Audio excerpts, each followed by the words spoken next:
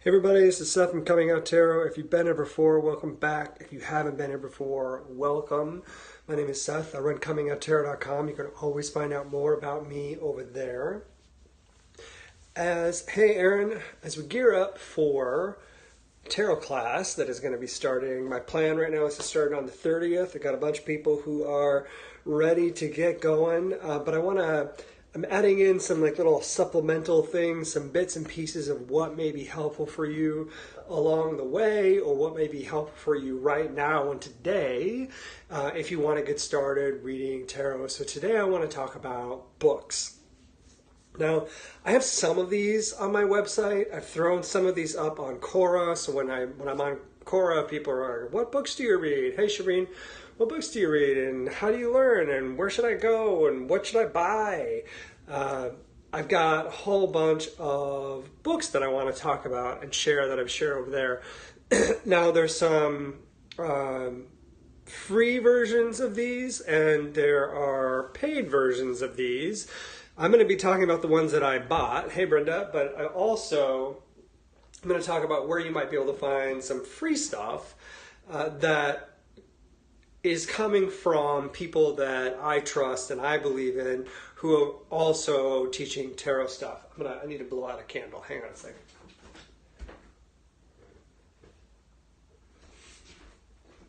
Didn't want to burn down the room. Anyway, so I pulled a bunch of these books out so I can talk to you about it and share with you some of what I have.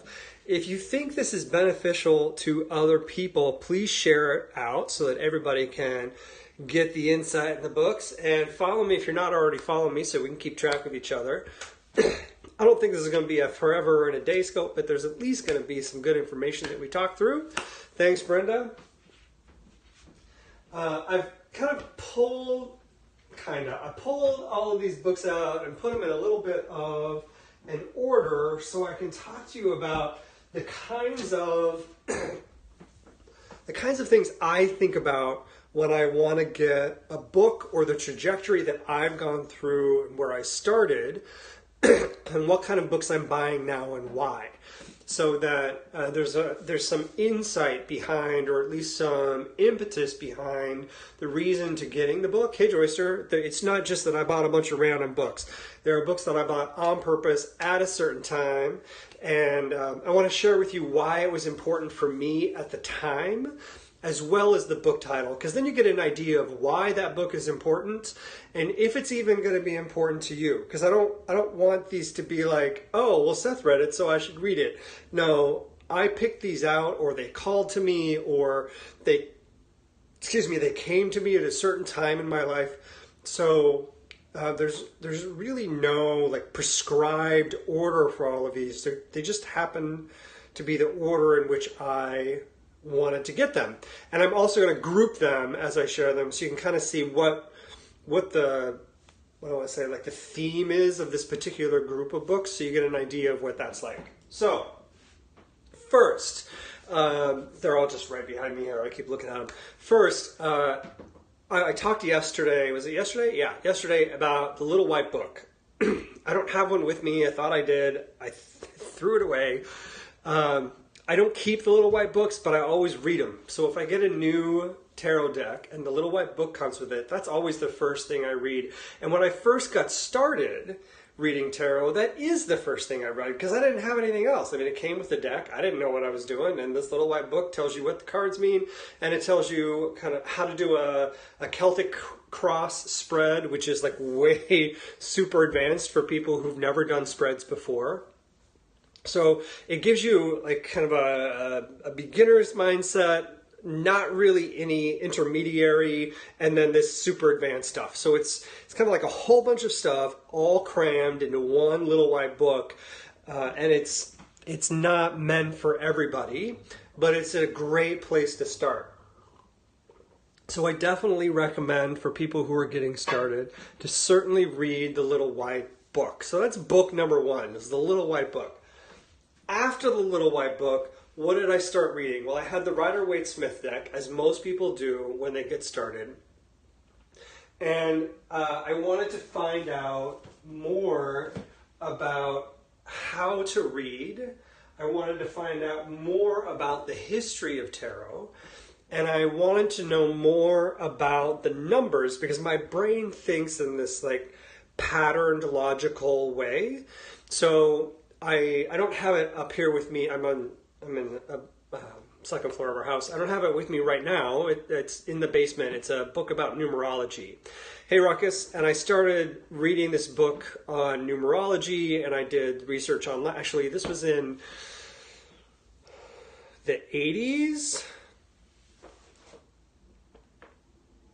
Yeah, 85, 89, I started doing research on numerology so I could better understand what numbers meant.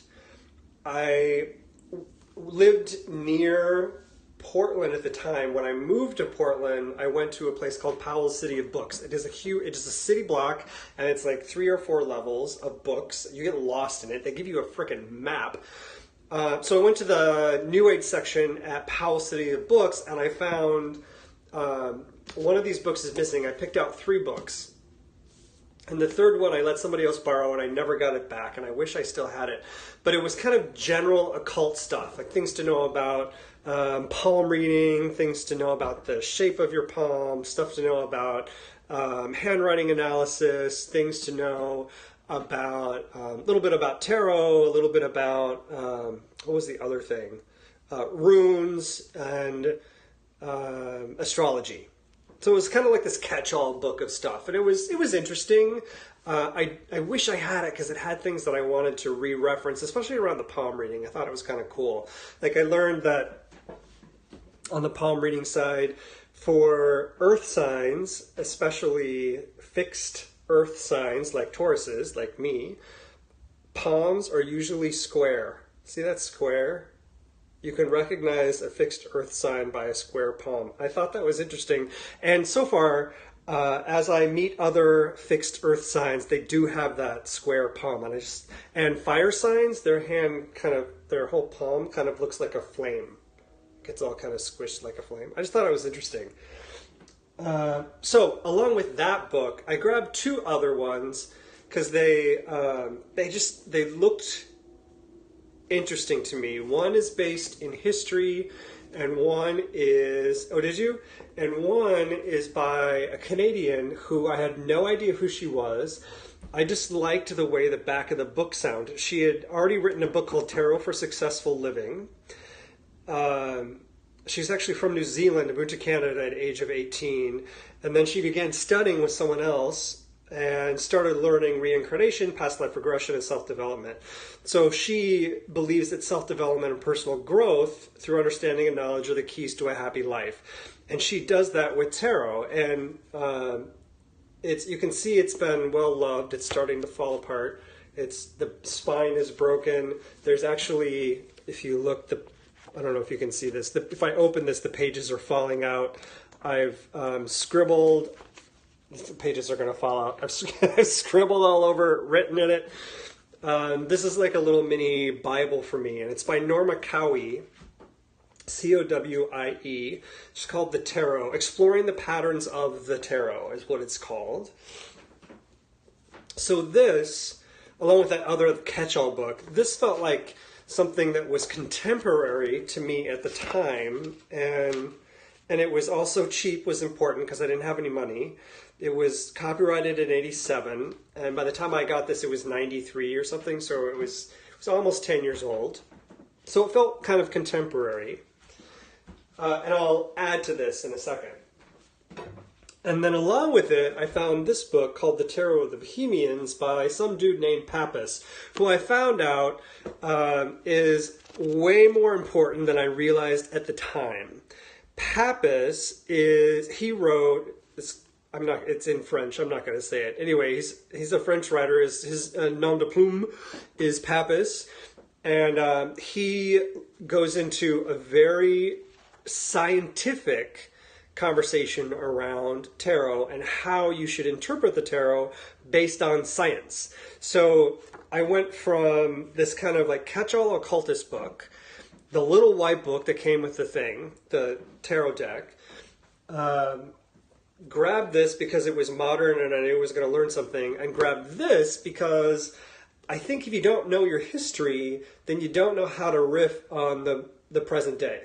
So basically, if you don't know your history, you're doomed to repeat it, kind of thing. So I wanted to know where this dude was coming from, because he was going to give me some good insight about, well before the turn of the century, how people were looking at tarot and how they were looking at it as an occult science. So this is originally from 1896, so just before the turn of the century.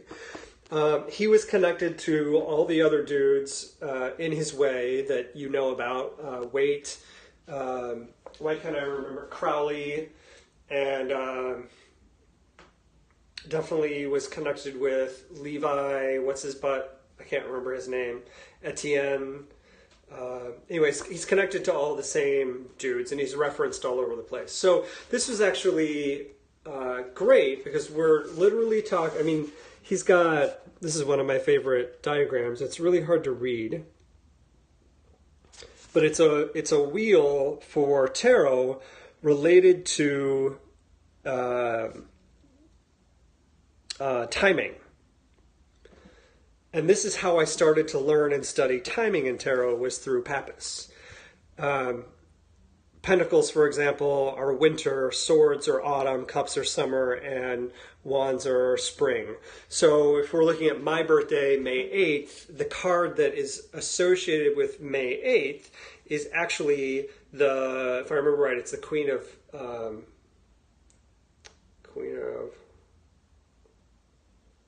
where is it? April, May. Yep, Queen of Wands. And I always thought the Queen of Pentacles was more of it, or the Hierophant, for example. Queen of Wands, my birthday, Queen of Wands. That crazy, sexy nymph. Anyway, so history, Pappas, Tarot of the Bohemians, is a great book, but it's fucking heady. It's thick. It's dense. It's a lot to learn. But if you don't understand some of the history, you're not going to know where you're going. So this was important to me. I still break it out and read it every once in a while. I think it's got some great concepts in it. So if you're conceptual, or if you're detailed or scientific, or really into the way tarot works, then this is a great place to be. Now, I'm going to add to that, because that was the first one I found, and it was the most accessible thing to me at the time. I don't know if it's great for a beginner to start with, but it was where I started, and it was good for me because my brain thinks that way.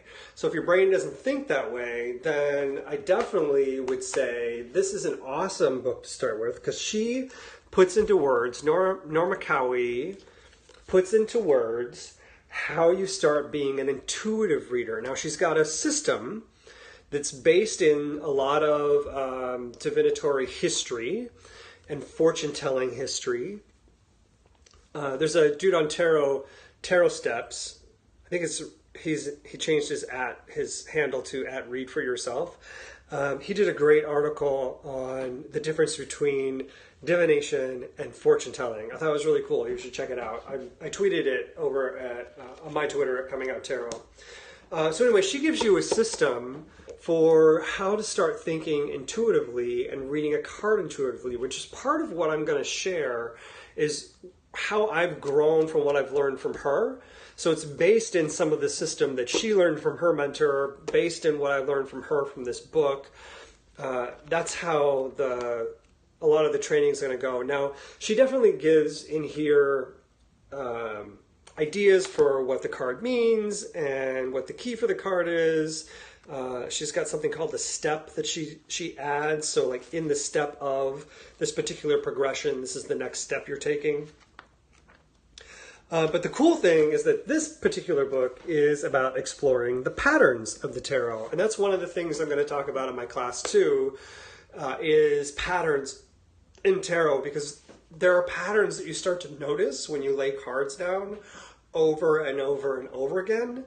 You start to notice some of the same cards showing up next to each other, or like for example, if I'm doing a reading and the reading involves someone coming out, Temperance will show up a lot. Sometimes the devil will show up because they're holding on to something and they're just like way too obsessed with it.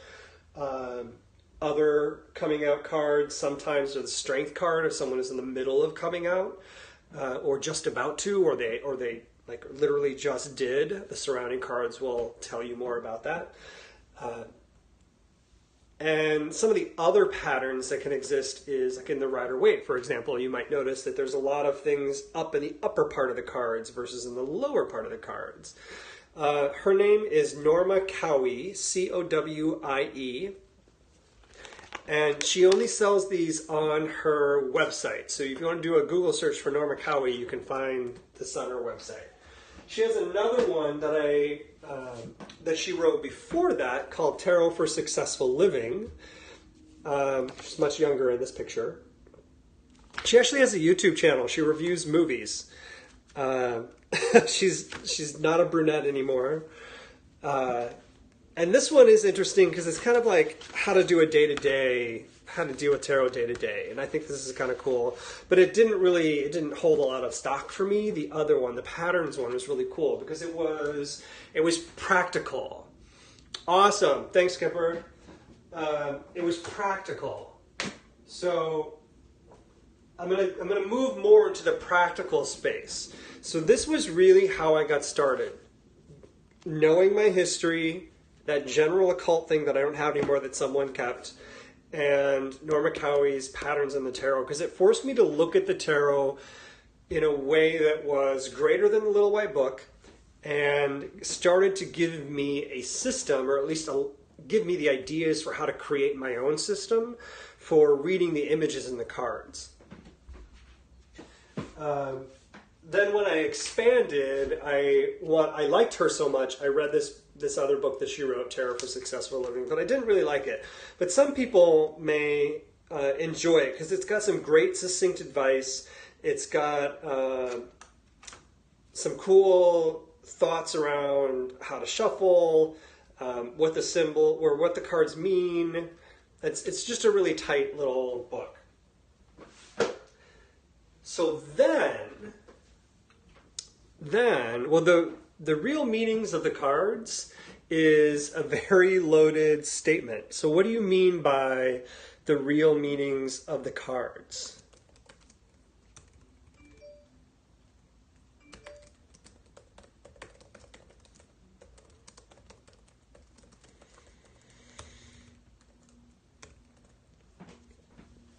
Out of curiosity.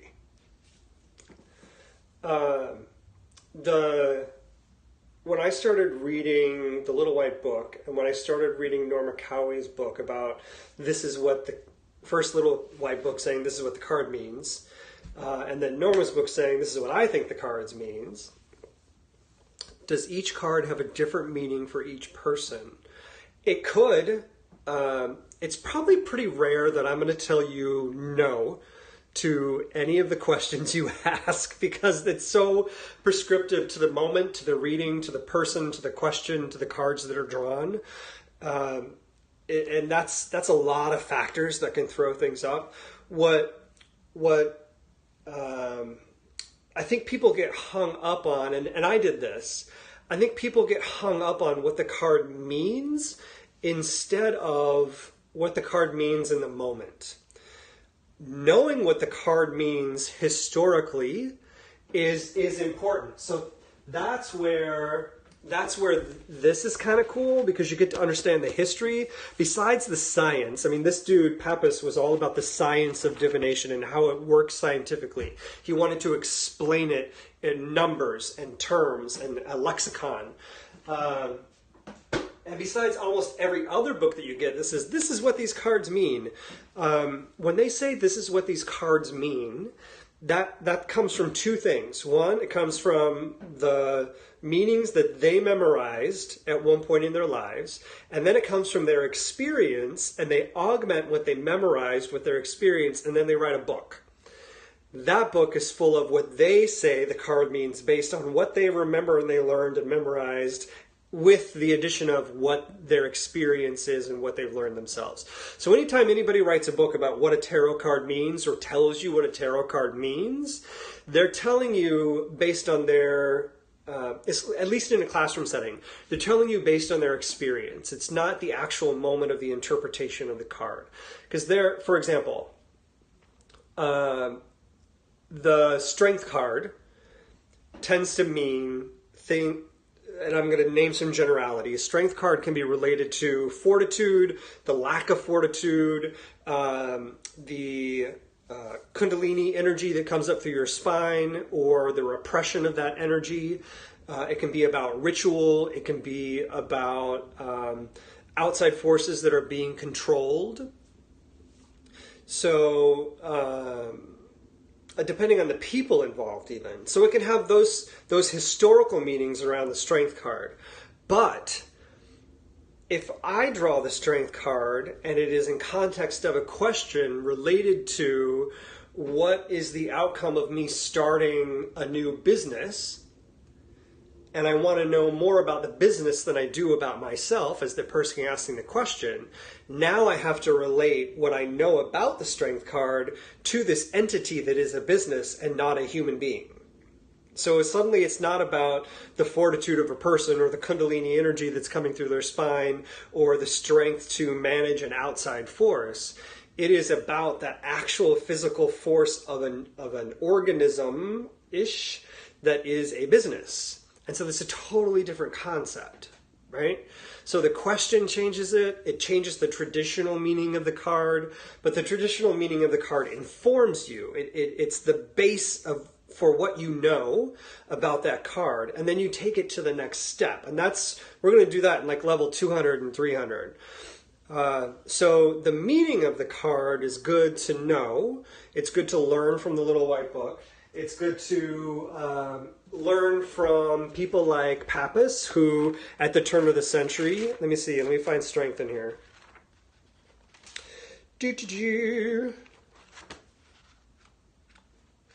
This is it's not set up like a normal, because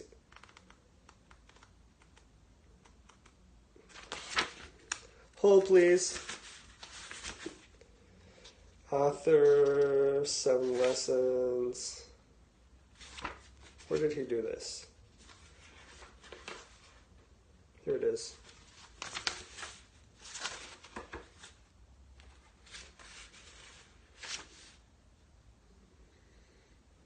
And even in different decks, strength and justice are reversed. So he's going to talk about it in the 11th position instead of the 8th. And I prefer it in the 8th. So for example, he's saying strength is expressed by the idea of strength and the idea of vitality. We find the symbolism of the 8th arcanum transformed to the physical plane. It is in fact the image of the power given by the sacred science when justly applied. The 11th card of the tarot shows us all the negative or reflective significations of the 5th. That is to say, the strength, already potential in its manifestations, has shown its full force in the 11th arcanum. It will balance itself in the following. And then he goes on to talk about the Hanged Man. So strength is about reflex of intelligence, reflex of authority, of faith, courage, reflex of the universal life, manifestation of the strength in the preceding arcanum. Yeah. Anyway, so strength, according to him, is all of that. Now, strength, if we look up strength according to Norma Cowie, a person is relying on her spiritual powers, as above, so below, in order to handle the situation at hand. She has no fear. By drawing upon her understanding of the spiritual forces available to help her, she has the help she needs. Therefore, she can control the situation. She can overcome the obstacles which crop up in life. So she's in control, and she's in control of obstacles. Pappas is saying, based on the previous card, the Wheel of Fortune, when the world starts to turn, you are inevitably given some sort of strength to deal with that. So yes, has a different meaning for every person, every situation. But there's always a base, because for hundreds of years, this card has meant this thing. So it starts with the base. The question is the base what's really ringing true when you're doing the reading, or is it there as a jumping off point for you to go further and take this into another situation? So for example, to add on to the further part, when I'm reading cards, I always start with that, plus all the other layers I talked about yesterday, but sometimes there's something in the card that is an image that moves or shapes or forms that is the story I need to know, in which case that base meaning of the card is not what is meant to be a part of the reading. And I've learned that through my experience. I've learned that my intuition is more important than the base meaning of the card, because that's when I'm right. That's when the reading goes to a whole new level. No, I'm not actually doing readings today, but if you're interested, you can find me over on comingoutarot.com. You can also find me on Instant Go. If you're using the Instant Go app, I can be available in the evening for 2-card readings via text message. There is a cost for those. You just gotta check it out and decide how much that you're willing to invest in yourself in order to get that reading. So if you're looking for free readings, I don't know if there's anybody doing free readings tonight. I know that Teresa gets on tomorrow, and there's usually some other people on later in the week as well. Do I get a feeling of the person you're reading, like a connection? Yes. Every time, or it doesn't work. So that's the books that I started with. Then, when I was ready to up my game, when it was time for me to do some more research, I started investing in some other tarot books. Now, I don't want you to get the impression that tarot is the only thing you should read. The other things that I read at the time of those books that I was just talking about, the Norma Cowie book and the Pappas book, I was also in college. So I was reading a lot of art history. I was reading a lot of history. I was learning a lot about art. I was learning a lot about the Vietnam War. I was learning a lot through just pure literature reading for my English classes. I was an acting student, so I was reading a lot of plays, which means I also did a lot of dramaturgical research about a lot of different points in history, about a lot of different cultures, concepts, ideas, religions. So your knowledge base, even math, and God, I hate math, even math informs my tarot readings. So there is no end to learning when you're ready to do tarot readings. So these are just some tarot books that I wanted to share that I think are helpful. So then, after I was done reading those and I was ready to learn some more stuff, I had purchased the Thoth Tarot deck. And I wanted to learn more about the Thoth Tarot deck. I wanted to learn more about Crowley, because his influence on tarot is undeniable, along with Waite. So if I was reading and learning about Waite and what he had to say, and I did read his, I can't remember the name of the book he wrote about the deck. I did read it. It was just thick, dense, and to me it was boring as all fuck. So if you want to read it, read it. I have a better recommendation I'm going to talk about in a second. But I wanted to learn more about Crowley. So I didn't read Crowley's manifesto. I started. It felt a lot like Waite's, and I really wasn't into it. But what I did find was this book, Keywords for the Crowley Tarot. And it's written by Hajo Bonshoff and Bridget Thieler. I think that's how you say her name. Anyway, it's this great little reference guide for how to read all of the symbolism in the Thoth deck, because there is a shit ton of symbolism. I mean, from some of the images to the colors to the what do I want to say? Kabbalah to astrology, all of the things that are related to esotericism and occult sciences, they've pounded it out in this great little breakdown per card. It is unique and special to the Crowley Tarot, but a lot of what Crowley did was influence other decks. So some of the stuff you learn in here, you can apply to other decks. And some of the stuff you'll learn in here is also not unique to tarot. It's unique to like art history or symbolism that artists have used throughout the centuries in order to get stories across. And then one of the other things they do is talk about what the card could generally mean, how it would be related to a profession or consciousness or partnerships, i.e. love, relationship readings, what it encourages you to do, what it warns against, how to look at it as a card for the day or a card for the year. So it's actually a really handy little book just to kind of wrap your head around what could be a challenging deck that gives you so much more depth, but then you can also apply to the other decks that are in your employ. It has some great spreads in it that I didn't really touch on, but I think they're kind of cool. And I don't think they talk about it, but this Rose Cross is actually, there's a great spread with the Rose Cross I'm going to talk about in another book in just a little bit. So anyway, this is when I was ready to like really up my game, study a lot more, and do a lot more intense focus on colors and symbolism from some esoteric leaders.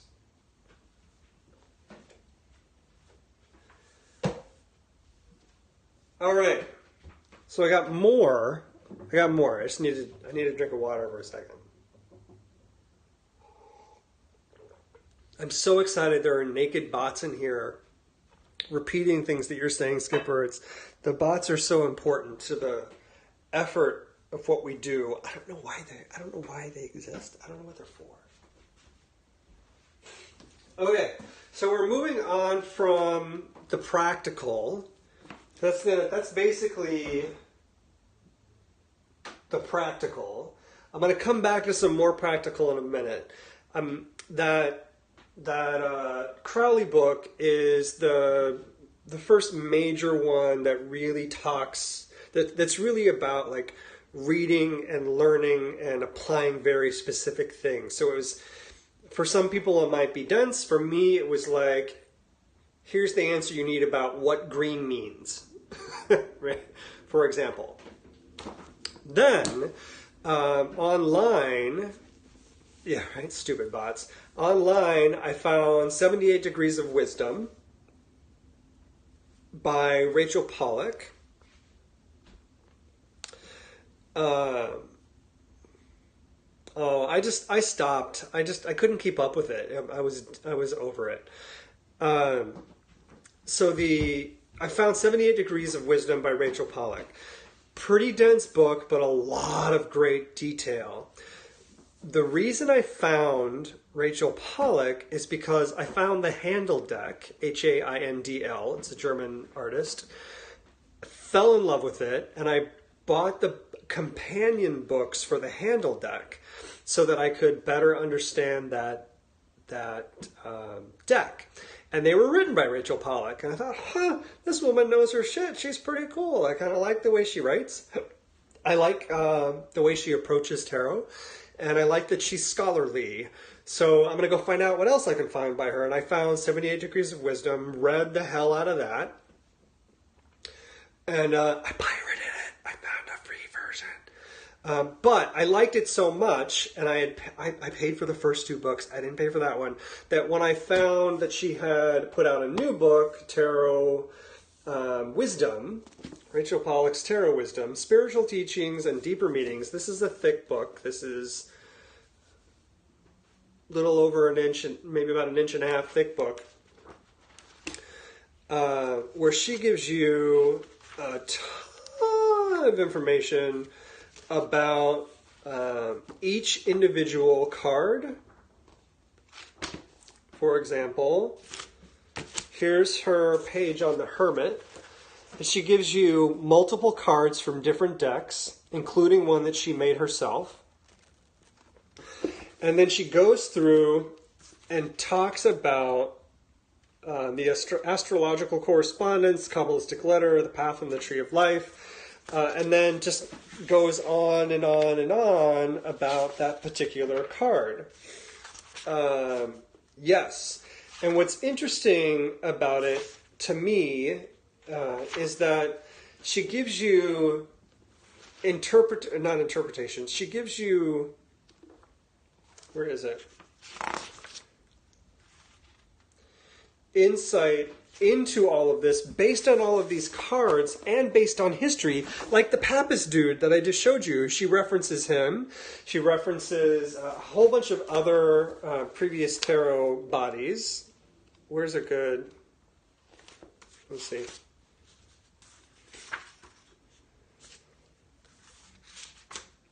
Where's one that talks about it? So she references some of the shifting and changes of the meanings through over time. So she references Protesi's Cartomancer from 1750, Dimilet from 1781, Court de Gebelin 1773, Levi from 1855, Christian from 1870, Mathers from 1888, The Golden Dawn, Crowley from 1888, Grand Orient, who is actually Waite, 1889, 1909, and then Waite again in 1910. So she pulls like this timeline of meanings together of how the card has been influenced and changed in meaning over time. So yes, 100%. Because remember what I was saying? People start with what other people teach them, and then through their experience, they learn the card might mean something else when they're doing readings. So they'll write it down, and then it becomes history and law that the card means X because somebody wrote it down and they were famous. Well, fuck that. That's not true. Someone just happened to write it down, and history's in the eye of the beholder. Actually, history's in the eye of the dude with the pen. And a lot of different cultures will tell you that, we don't talk about anymore.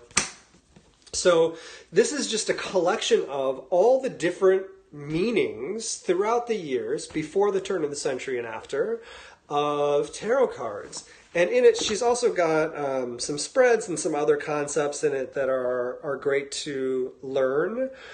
But in general, you're learning about the cards throughout time.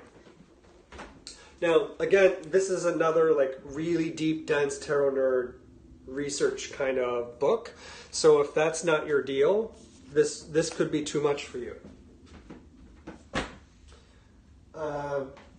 Then, because Pollack, Pollack, right? CK? Yeah, Pollack, Rachel. Just this last weekend, I wanted to learn more about the Rider-Waite because I just don't vibe with it, and I wanted to learn more about it. So another couple of good authors who do their research and do some easy reading writing: Marcus Katz, Katz, and Tally Goodwin. They're in, I think they're both in England. Anyway, this is about the secrets of the Rider-Waite Smith. So they did a ton of research on Waite and a ton of research on Pamela Coleman Smith, the artist who drew the Rider-Waite Smith. And they shared the journey of their lives up until making the deck and some of the hermeneutics around the time that they were making the deck, and even visited some of the places they lived, played, wandered around. Cool. And so this gave them a lot more insight and is giving me more insight into why these cards were drawn the way they were drawn for the Rider-Waite Smith. So it's taking that to a whole new level for me, which is really kind of cool, and I'm excited about it because it hasn't been a deck I've loved, but this is giving me a new appreciation for it. So then I'm going to take a quick step back because that's where I've been and that's where I am today. In the last, year or so, I've gotten into some more books around the practicality of tarot reading because I just wanted to think more about the mechanics of it and how I do it and why I do what I do. One of the things that I did several years ago was I wanted to learn more. It isn't what all in the shuffle of the cards. one of the things I wanted to learn several years ago was what does it mean to like create a spread or have a spread? How can I learn what spreads are? And this is by no means a recommendation. You can get any kind of book you want around tarot spreads, or you can even Google them, or they're all over fucking Pinterest. If you go to Pinterest, you'll find spreads all over the place. But what this did was teach me, it gave me some spreads to learn outside of the traditional, like Celtic Cross. It also helped me understand the makeup of spreads. So if you're just thinking generally, there's usually a card that is about the present condition. There's the cards that tend to surround the present condition to give you more insight about it. And then there are cards that lead towards an outcome or a future state. And all of these spreads do that. But it took me learning these to understand the mechanics. And then I started being able to make my own. So it was helpful for me to have a book on spreads to learn more about how those work. Then, coming into the last couple years and wanting to better understand the technique behind what I did, I also learned about Mary Kay Grier. If you haven't heard of her, Greer, Greer. She's a phenomenal writer. I hate using the word phenomenal. She's a very clear writer who gives you process advice. So this book, for example, is 21 ways to read a tarot card. And it's literally 21 different ways that you can find your way into a tarot card so that you can learn how to read it. And it's activities, it's insight, it's experience, and it's all exercises for you. You don't have to do these with other people. You can do them all with yourself. And it's a really handy way to learn more about a card and how you can approach seeing the card itself. Awesome. And then this dude, Dusty White, has done a book called The Easiest Way to Learn Tarot Ever. I didn't read that book. I'm probably going to get it at some point because I like his approach. He's kind of a no-nonsense guy, which I appreciate. But this one is the Advanced Tarot Secrets book. And this reinforced a lot of things that I already knew, but it gave me some cool exercises just for my own practice and education and refresh on how to look at a card or a set of cards. When I'd kind of gotten into a pattern and felt a little bit rote about what I was doing, this gave me some good insight into doing something new. And something I'm looking forward to reading is this book called Tarot Celebrations. This is, I just got this weekend. It's used. And it is from 1997. It's by Geraldine Emerald and Nancy Brady Cunningham. It's got some layouts for cards, Hannah, but it's also about how you can do some exercises and meditations for each of the major arcana cards to discover more about those cards themselves. So it's going to be a deeper insight than going through this. That's going to give me some history, which is kind of how I started again in the first place. Remember, I did all that history, and then I did the Norma Cowie book, which got me into the deeper insight about how to approach something. So I have this pattern of learning, of wanting to know the history, which is even kind of how my class is set up. I'm going to talk about the history, and then we're going to get into layering how to get into the cards. So I just realized my class is set up how I like to learn. Anyway, so there's, I don't know, how many is that? 1, 2, 3, 4, 5, 6, 7, 8, 9. 9, plus the little white book, 10 books for you to get started. I'm excited, Skipper. It's going to be fun. So as I'm wrapping up, do you guys have any other questions for me?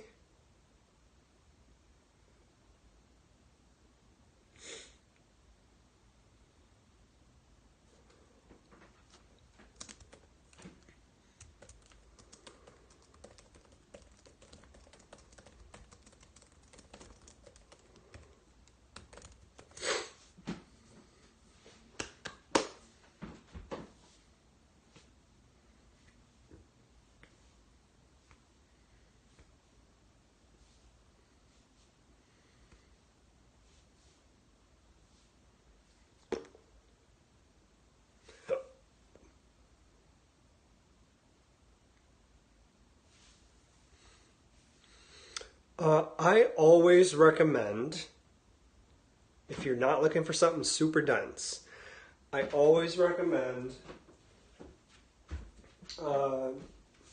working with something by Norma Cowie. No problem. I wanted to talk about the progression, the approach, and what they're for. If you're looking for history, I would, two different options. Because that the Cowie one gives you some insight into how to look at the cards, how to read the cards, but it also gives you that added bonus of looking at patterns. If you want to know more about history, this is like literal, written before the turn of the century, how they looked at the cards then with the scientific approach to esotericism. This one is going to give you, Tarot Wisdom is going to give you this timeline of history for each card. Because she is, Rachel Pollack, Pollack, is a tarot scholar. I don't know that this one would be. It's so easy to read.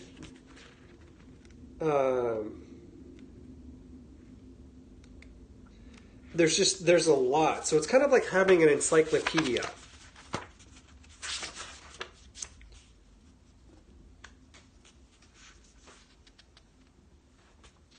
And she's really good about just breaking stuff down. For me it was, because I was like devouring it. But I also, you can see I went through and kind of like my other one, I started making notes about everything so I could keep track of what was going on. There's even, like, I've got different notes throughout about stuff that I was thinking about or wanted to remember, you know.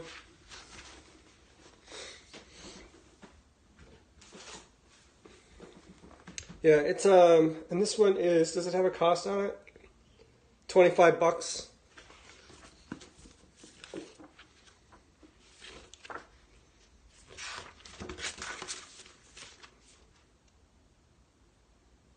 Yeah, $25. I don't know how much like electronic copy would be, but you get the idea. It is, and it's just a great reference book to come back to. So if you want to, if there's a meaning from the turn of the century that resonates more with you than the meaning that it is today, then use that meaning. And you wouldn't have known it if you didn't have this like reference, which is kind of cool.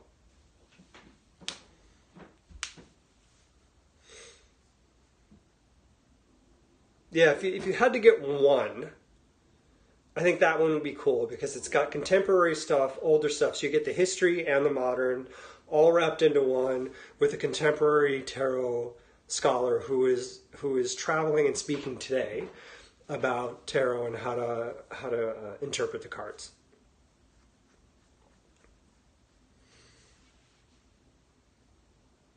Cool. Well, everybody, thank you very much. I hope this is helpful. Tell your friends. Head them over to comingouttarot.com/learntarot. This is going to be the only group at the beginning. You can get it on Amazon. It's going to be the only group at the beginning that gets into this for free. I'm gonna always have some free stuff, but at a certain point, this is going to be something that I will start to put some cost around because it takes some time and effort to put together. But for now, it's going to remain free. So if you know anybody else who wants in that is willing to share and provide feedback, then share it with them.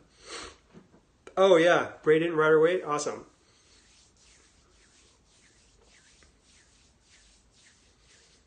Cool, thank you. Skipper, you're in the group, right? Did you get in the Learn Tarot group?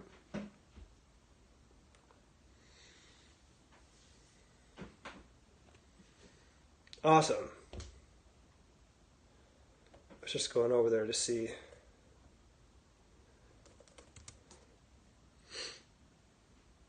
Co-worker website for her books. Oh, let me see.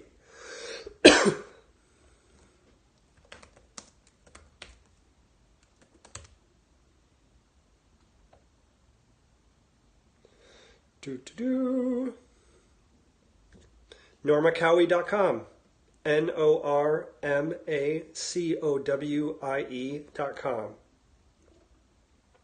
Awesome. Then I must have checked it this afternoon.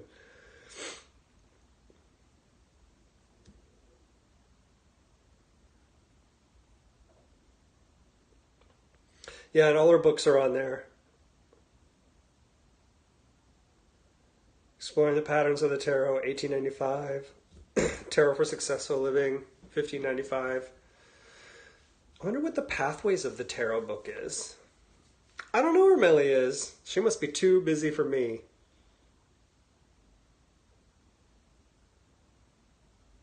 I'm going to have to look into the Pathways of the Tarot because I just like her. Anyway, everybody, have a great Monday. I'm going to see you all later. Thanks for being here, and I'll talk to you all later. Good night. Did she?